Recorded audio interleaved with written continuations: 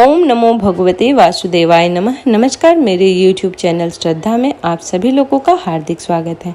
उम्मीद करती हूँ कि आप सभी सुखी, स्वस्थ और अपने अपने जीवन में व्यस्त होंगे। इस वीडियो के माध्यम से नंदा नदी के बारे में आगे की कहानी के बारे में जानेंगे। विपरीत चित्त का सहसा पता नहीं लगता। नख वाले जीवों का, नदियों का, सिंग वाले पशुओं का, वस्त्र धारण करने वाले स्त्रियों का तथा दूतों का कभी विश्वास नहीं करना चाहिए। जिस पर पहले कभी विश्वास नहीं किया गया हो, ऐसे पुरुष पर तो विश्वास करें ही नहीं। जिस पर विश्वास जम गया हो, उस पर भी अत्यंत विश्वास न करें, क्योंकि विश्वास करने से जो भय उत्पन्न होता है, वह विश्वास करने वाले के समूल नाश कर डालता है। औरों की तो बात ही क्या कहना, अपने शरीर का भी विश्वास नहीं करना चाहिए।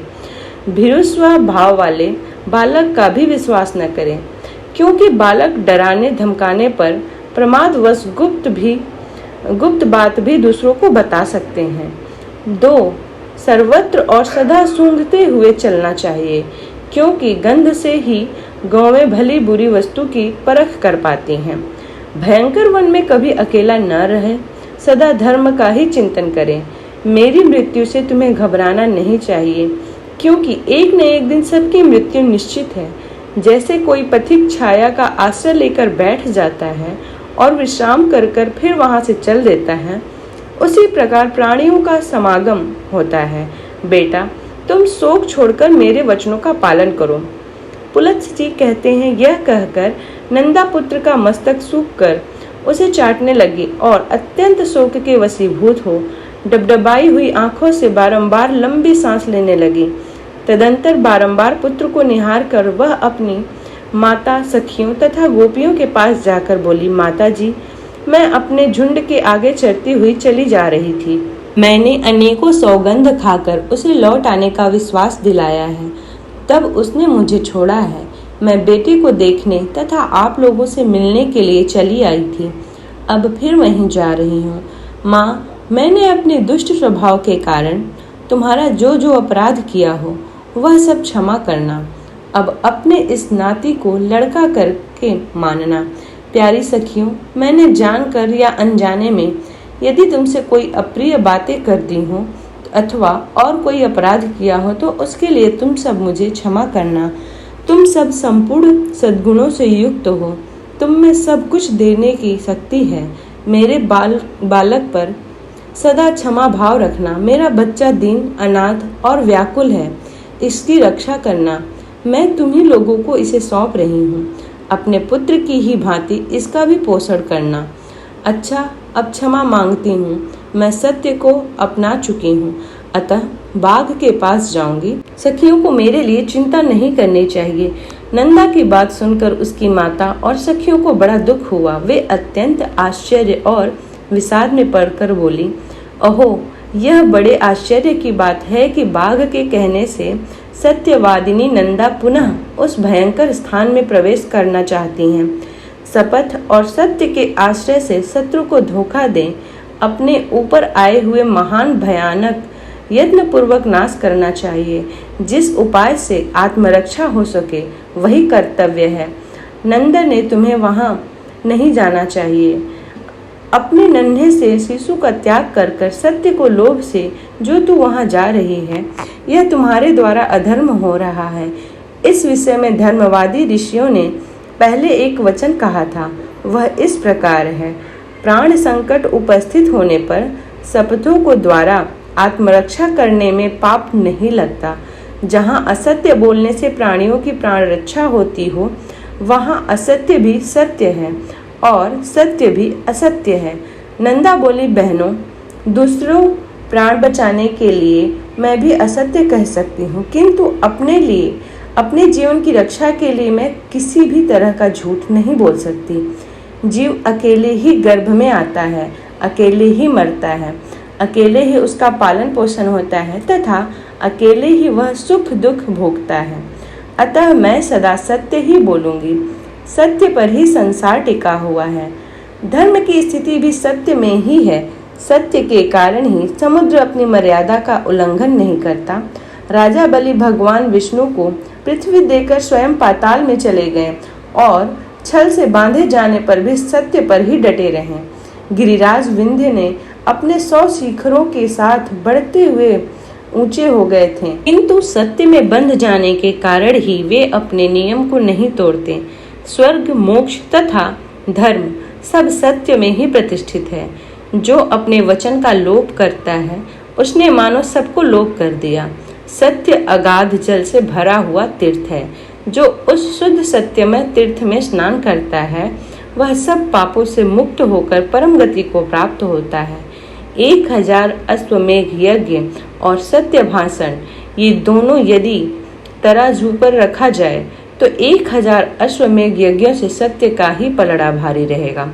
सत्य ही उत्तम तप है, सत्य ही उत्कृष्ट शास्त्र ज्ञान है। सत्य भाषण में किसी प्रकार का क्लेश नहीं है। सत्य ही साधु पुरुषों की परख के लिए कसौटी है। वही सत्य पुरुष की वंश परंपरागत संपत्ति है। संपूर्ण आश्रयों में सत्य का ही आश्रय श्रेष्ठ माना गया है। वह अत्यंत कठिन होने पर भी उसका पालन करना अपने हाथों में है। सत्य संपूर्ण जगत के लिए आभूषण रूप है, जिसका सत्य का उच्चारण करके मलेच्छ भी स्वर्ग में पहुंचा जाता है। उसका परित्याग कैसे किया जा सकता है? सखियां बोली, नंदे, तुम संपूर्ण देवताओं और दैत्यों के द्वारा नमस्कार करने योग्य हो, क्योंकि तुम पर सत्य का आश्रय लेकर अपने प्राणों का भी त्याग कर रही हो, जिनका त्याग बड़ा ही कठिन है। कल्याणी, इस विषय में हम लोग क्या कह सकती हैं? तुम तो धर्म का बीड़ा उठा रही हो। इस सत्य के प्रभाव से त्रिभुवन में कोई भी वस्तु दुर्लभ नहीं है। इस महान त्याग से हम लोग यही समझती हैं कि तुम्हारा अपने पुत्र के साथ वियोग नहीं होगा। जिस नारी का चित्त कल्याण मार्ग में लगा हुआ है उस पर कभी आपत्तियां नहीं आती। पुलत्स्य जी कहते हैं, तदंतर गोपियों से मिलकर तथा समस्त गो समुदाय की परिक्रमा करके वहां के देवताओं और वृक्षों से विदा ले नंदा वहां से चल पड़ी। उसने पृथ्वी, वरुण, अग्नि, वायु, चंद्रमा, 10 विकपाल, वन के वृक्ष, आकाश के नक्षत्र तथा ग्रह, इन सब को बारंबार प्रणाम करके कहा, इस वन में जो सिद्ध और वनदेवता हैं वे वन में चरते हुए मेरे पुत्र की रक्षा करें। इस प्रकार पुत्र के स्नेहवश बहुत सी बातें कहकर नंदा वहां से प्रस्थित हुई और उस स्थान पर पहुंची जहां वह तीखी दाढ़ों और भयंकर आकृति वाले मांसभक्षी बाघ मुंह बाए हुआ बैठा था। उसके पहुंचने के साथ ही उसका बछड़ा भी अपनी पूंछ ऊपर को उठाए अत्यंत वेग से दौड़ता हुआ वहां आ गया और अपनी माता और बाघ दोनों के आगे खड़ा हो गया। पुत्र को आया देख तथा सामने खड़े हुए मृत्यु रूप बाघ पर दृष्टि डालकर उस गौ ने कहा, मृगराज, मैं सत्य धर्म का पालन करती हुई तुम्हारे पास आ गई हूँ। अब मेरे मांस में तुम्हें इच्छा अनुसार अपनी तृप्ति करो। बाघ बोला, गाय, तुम बड़ी सत्यवादिनी निकली। कल्याणी, तुम्हारा स्वागत है। सत्य का आश्रय लेने वाले प्राणियों का कभी कोई अमंगल नहीं होता।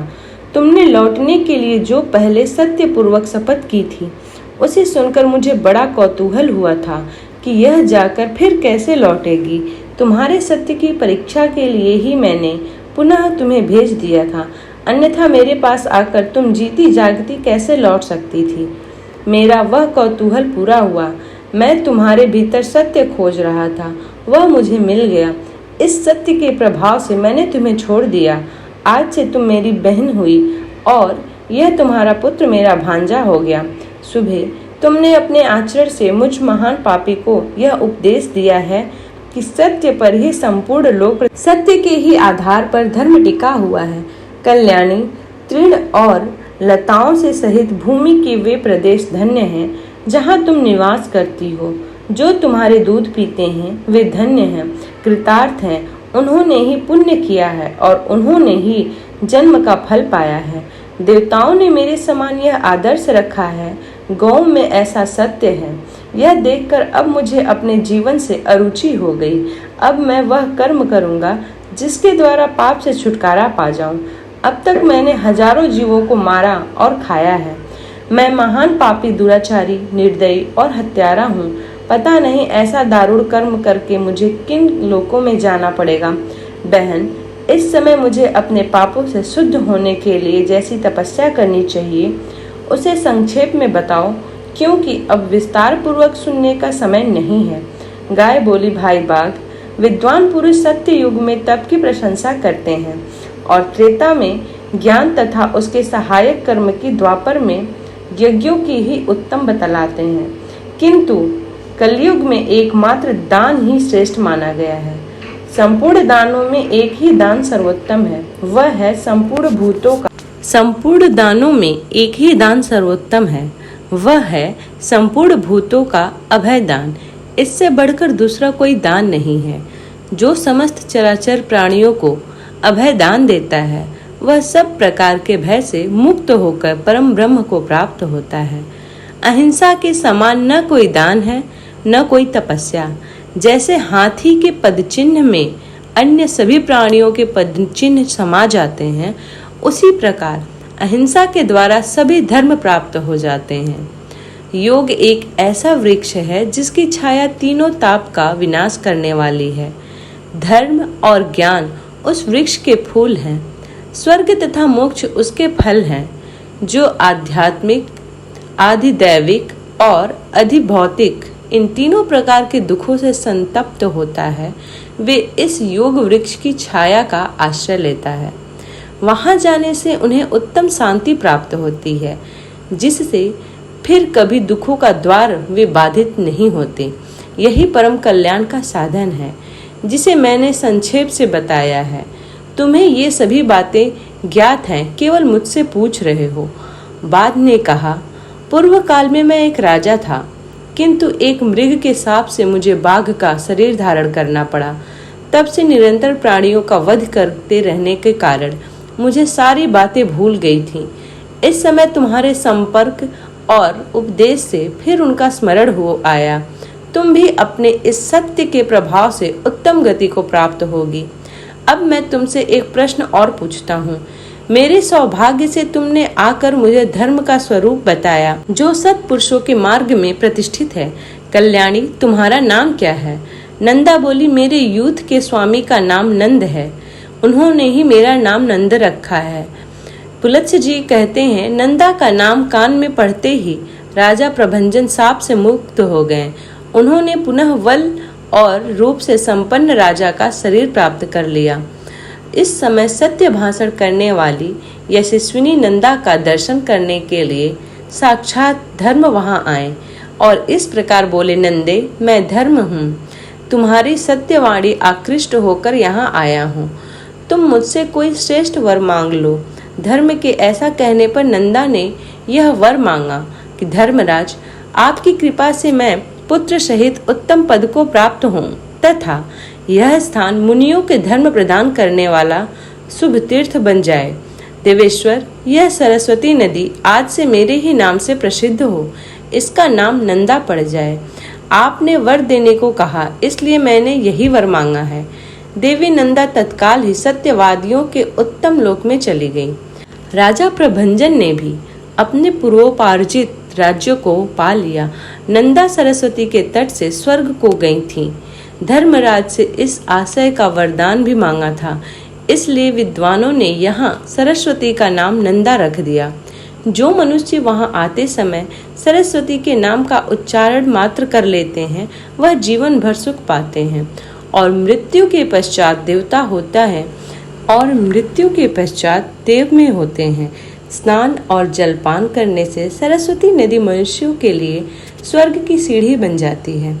अष्टमी के दिन जो लोग एकाग्र चित्त होकर सरस्वती में स्नान करते हैं, वे मृत्यु के बाद स्वर्ग में पहुंचकर सुख भोगते हुए आनंदित होते हैं।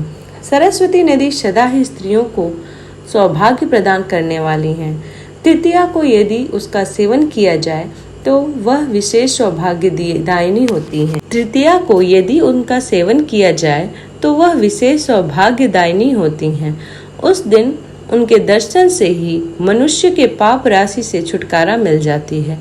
जो पुरुष उनके जल का स्पर्श करते हैं, उन्हें भी मुनीश्वर समझना चाहिए। वहाँ चांदी दान करने से मनुष्य रूपवान होता है। ब्रह्मा की पुत्री यह सरस्वती नदी परम पावन और पुण्य सलीला है। यही नंदा नाम से प्रसिद्ध है। फिर जब यह स्वच्छ जल से युक्त हो दक्षिण दिशा की ओर प्रवाहित होती हैं, तब विपुला या विशाल नाम धारण करती हैं। वहां से कुछ ही दूर आगे जाकर यह पुनः पश्चिम दिशा की ओर मुड़ गई हैं। वहां से सरस्वती की धारा प्रकट देखी जाती है। उसके तट पर अत्यंत मनोहर तीर्थ और देव मंदिर है, जो मुनियों और सिद्ध पुरुषों द्वारा भली भांति सेवित हैं। नंदा तीर्थ में स्नान करके यदि मनुष्य सुवर्ण और पृथ्वी आदि का दान करे तो वह महान अभ्युदयकारी तथा अक्षय फल प्रदान करने वाला होता है। उम्मीद करती हूँ कि आज का यह वीडियो आप लोगों को पसंद आया हो। यदि ये वीडियो पसंद आया हो तो वीडियो को लाइक करें, चैनल को सब्सक्राइब करें। इसी प्रकार के वीडियोस को प्राप्त करने के लिए चैनल को सब्सक्राइब करना ना भूलें। धन्यवाद।